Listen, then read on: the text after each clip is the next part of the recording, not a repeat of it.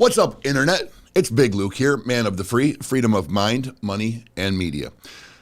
Interesting topic today that I think is going to touch with everybody and provide value to all that watch it. I'm going to talk about being comfortable with yourself, okay? Guys, you're talking to a guy who spent the majority of his high school career, middle school, by and large, trying to fit in, trying to hang out with people that I thought were cooler than me, trying to emulate or look like or dress like people that I thought that the girls liked, people that I thought were popular and were hip, and it was a very, very lonely period in my life. Okay, now you talk to anybody that knew me from that time, and they'll tell you a tale of a guy who was very loud, very boisterous, very upbeat, full of energy, athletic, got decent grades, fun to talk to, always cracking jokes. Most things would be positive. The negatives you would get were probably sometimes bullied kids when he hung around with the crowd that liked to bully. Sometimes behaved poorly when he hung out with the crowd that behaved poorly. And sometimes was a little too quiet and reclusive and didn't partake, in class discussion when he hung around with those who were quiet and reclusive.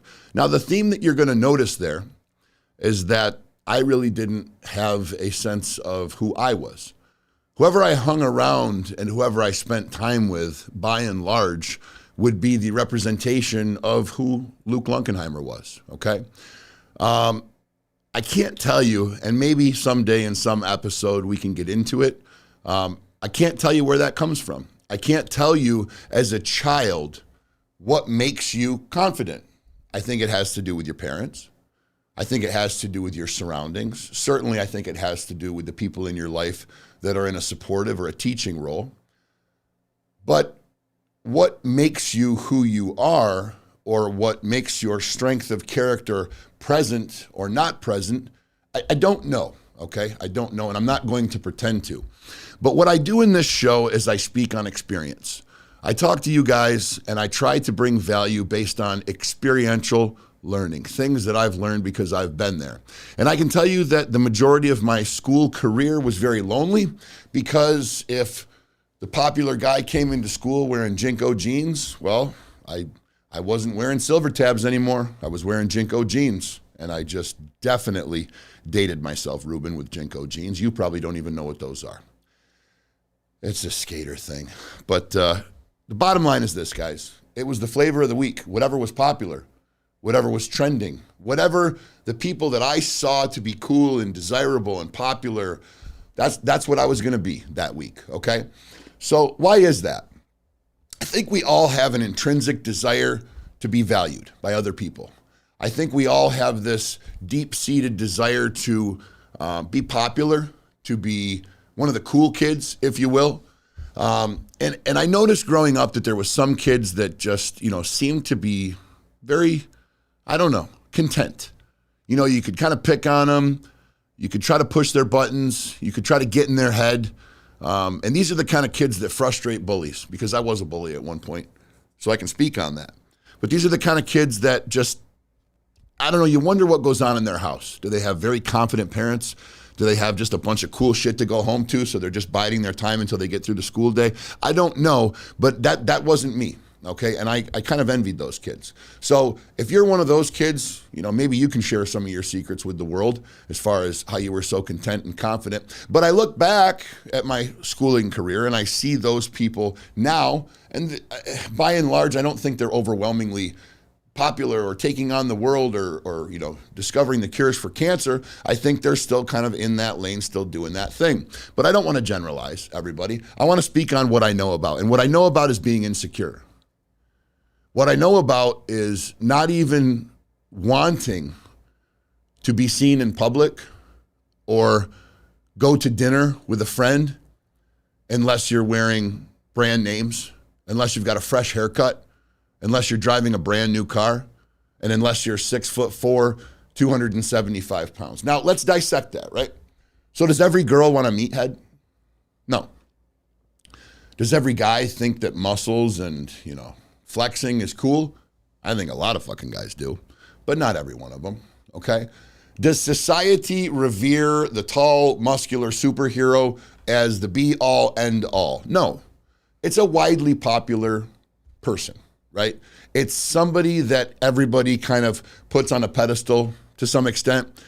You don't walk in a room being 6'4", 275, muscular, and people look down their nose at you because you probably don't have discipline or you probably don't have a work ethic in the gym. It's obvious that what you do creates the structure that is your physique, and that requires hard work. So I didn't want to leave the house unless I thought that society was going to look at me favorably. I didn't want to drive a car unless I thought it was going to be a chick magnet. Why? Because I was insecure, okay? I think we all have insecurities, guys, okay? Now you're probably asking yourself, why is this big fucking meathead doing this solo podcast about being insecure? Why would somebody open up like this and put themselves on the chopping block and, let the world in to all their little insecurities and nuances and their dark skeletons in the closet? Why would they share this with everybody? This only makes them weaker. This only exposes them for targeting. This only makes them weaker in the eyes of the public. I call bullshit. I don't think it does. I think two things are going to happen by sharing this information with people, okay? Number one, I think it's going to help a lot of people. I think that guys that are going through the same shit that I was going through, or maybe are now going through what I went through, and to some extent still continue to go through, I think they're going to say, well, Jesus Christ, thank God somebody who I look at as somebody who's successful / decent looking, I hope, physically accomplished. Thank God they're explaining this so I can understand that I'm not the only one. It's nice to know that people who function at the higher levels in society still have these concerns, okay? That's why I'm doing this, number one. Number two, because I don't think it does make me weak. I think it makes me strong. Okay, I think there's a bunch of motherfuckers walking the streets that like to label themselves as badass, that like to talk down to women or men and talk down to their friends and their family members or their mothers, walk around like the big swinging dicks of society, like their shit don't stink. Everybody wonders, man, what's it like to be that guy? He's so cool, he's so smooth, he's got everything. Meanwhile, that guy goes home and jerks off to really weird porn that if you ever knew he was watching, you'd probably want to put handcuffs on him. Or that guy goes home and cries because his mother stopped breastfeeding him just a little bit too early. Or that guy goes to the gay bar and wears a mask because he doesn't want the world to know he's a homosexual, because albeit there's nothing wrong with that, it's perfectly fine, he's not okay with it, okay? Guys, everything that glitters isn't always gold, okay? When you see people walking the street that look like they got their shit together, they got everything figured out, they're cleaned, pressed, freshly trimmed, driving the Bugatti, everything is just fucking flawless, crispy, and straightforward. Those are some of the most fucked up people you're ever gonna meet in your life, okay? Humans have flaws. And anybody trying to create the reality for you that they are flawless is completely full of shit. And you should probably keep yourself at a very safe arm's reach from that individual, because they're probably going to disappoint you. No, they will disappoint you, okay? So I think it makes me strong that I'm able to share this with you. Number one, it's very fucking liberating. This is like being on a brown couch with Ruben. It's like therapy, buddy. But I'm doing this because I enjoy it. Because I enjoy a good purge, right? The same way the people in that movie, The Purge, like to off motherfuckers one night a year because it makes them feel good. I like to off some of my emotional insecurities every once in a while because it makes me feel good. It makes me feel good to share. And any time that I can share something that might provide value to my audience, God damn it, I'm gonna do it, okay? So, what is insecurity? Like, let's dissect that, okay? We know what the word means. We know that it means that you're not secure. You have a lack of security. Doesn't mean that you don't have a fucking Brinks padlock on your shed. It means that you don't walk with your head held high and your chest puffed out because you are secure of yourself and you know that what you have to offer the world is platinum and you're just one bad son of a bitch, okay? I think a lot of our insecurities stem from our childhood. Okay, as you guys know, I didn't have the best childhood. I also didn't have the worst. It's important that we understand that, okay? And it's important that we pay homage to that. I had two parents who were kids themselves, okay? Probably had no business raising children because they still hadn't figured themselves out, okay? They were two people that had chemical dependency issues that, it came and went. They struggled with them. They would lasso them and then they would struggle again, like any addict, okay? They were people that meant well. We had goofy pet names for one another. We had silly languages that we talked amongst the kids. We had special rendezvous that we would meet at when dad got out of work. And we had a bunch of, cool restaurants that we liked to frequent. We had a family unit, okay? But the parents that raised me were relatively lost individuals, okay? And I know this because later on in life, it's become perfectly apparent to me that, just because you're a parent doesn't mean you've got it all figured out, okay? The moment that happened was the same moment that I became a father. They gave me this baby. They gave me this life that I had brought into the world. And they had it all wrapped up like a little blue burrito. And they handed it to me and they said, here you go. Don't fuck this one up. That's a very humbling moment, guys, when you realize you've created life and you are now responsible to make sure this thing stays nourished, to make sure this thing stays healthy, to make sure this thing grows. It's not like a fucking chia pet, man. You don't throw a little bit of water on it and set it on the windowsill. This is something that requires some serious involvement. When they handed my son Maximus to me, it became very clear to me that I was absolutely clueless, that I had no fucking clue what I was going to do. Now, luckily, I had my wife, okay?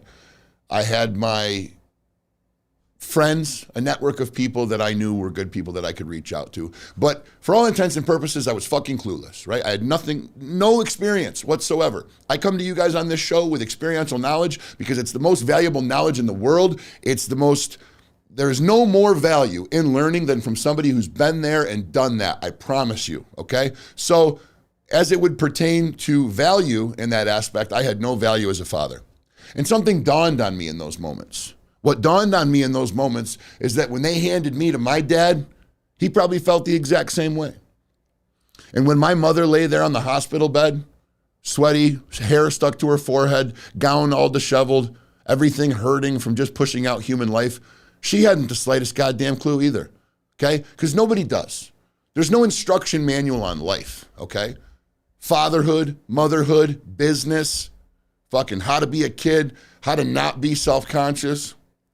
There's just no book written on these things, okay? There's many people that have tried, but there's no instruction manual sent from the heavens above. So why am I saying this? I'm saying this because I think it's important that we understand as we look back on the early part of our life and we try to address where certain malfunctions of character come from, that, I see a lot of people angry with their parents. My dad didn't do this, my mom didn't do that. They were drunks, alcoholics, they didn't give me shit, they were broke, he was gone too much because we were rich, whatever. Everybody finds a reason to bitch. Everybody finds a reason to blame somebody else, okay? But I think we need to take accountability. I certainly have. I've taken accountability for the fact that I now know, based on my knowledge as a father, that my parents had no fucking clue what they were doing, okay? They had a little bit of knowledge from their parents. Them parents didn't have a fucking clue what they were doing either, okay? Just because you've had more than one kid and done it 7 or 8 times doesn't mean you've got it figured out. It just means that you've kept 7 or 8 little bodies alive, okay? Managed to grow them into human beings. What happens from that point is on them. And that's where I'm at right now. It's on me. It's incumbent on me at this point in my life to discover what I think it is I'm here to do, okay? I'm here to raise my kids. I'm here to build my family. I'm here to build my businesses. I'm here to provide for the ones that I love. But there's something more to it than that for me, okay? And that is why I'm here. So why are we talking about this? Why is Big Luke rambling on about childhood and insecurities and all these things? Because, guys, they affect us, man, in our adult life. I know grown-ass men, okay, who won't wear a certain kind of underwear because somebody in the locker room in gym class told them it made their pecker look small, okay? I know women who absolutely painstakingly wear those fucking, what are they called, Ruben? Corsets? Those things that cinch up your guts, make your butt look big and your boobs look round. Also makes you look like you could probably flip upside down and tell an hour's worth of time. because when they were in the high school locker room, some girl told them they were fat, okay? Or their favorite celebrity said sexy women look like an hourglass, all right? Whatever the case may be, guys, our minds always go to some place that we believe is greater than us. But is there really anybody who's qualified to be the authority? Is there really anybody that's qualified to be the governing body that lets us know what is cool, what dress is good, what food is good, what type of workout we should be doing, what bodily shape is proper, what we should be reading, what we should be watching, what the fuck ever, okay? Why is it always got to be based on what somebody else thinks or based on what somebody else says? Why the fuck does CNN always pan the camera over to some white-haired old guy in front of a bookshelf with a Harvard degree next to him and say, let's go to the experts? Experts on what? 9 times out of 10, that guy is book read. Because I've been able to accomplish something, because I've risen up in the ranks and climbed the ladder, because now I'm worth a little something, I actually looked in the mirror one day and stopped and asked myself, should I be the trendsetter? I overcame drug addiction. I've become a little wealthy. I got some cool shit. I'm a decent dad. I'm a good boss.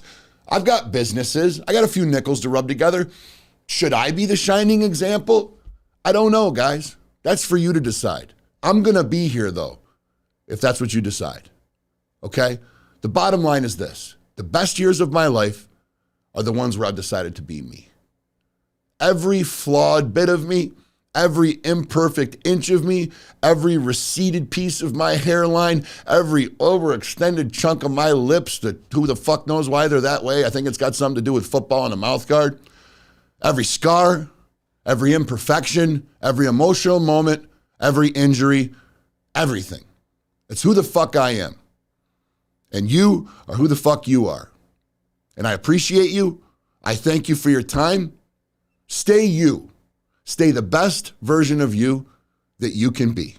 But more importantly, stay free.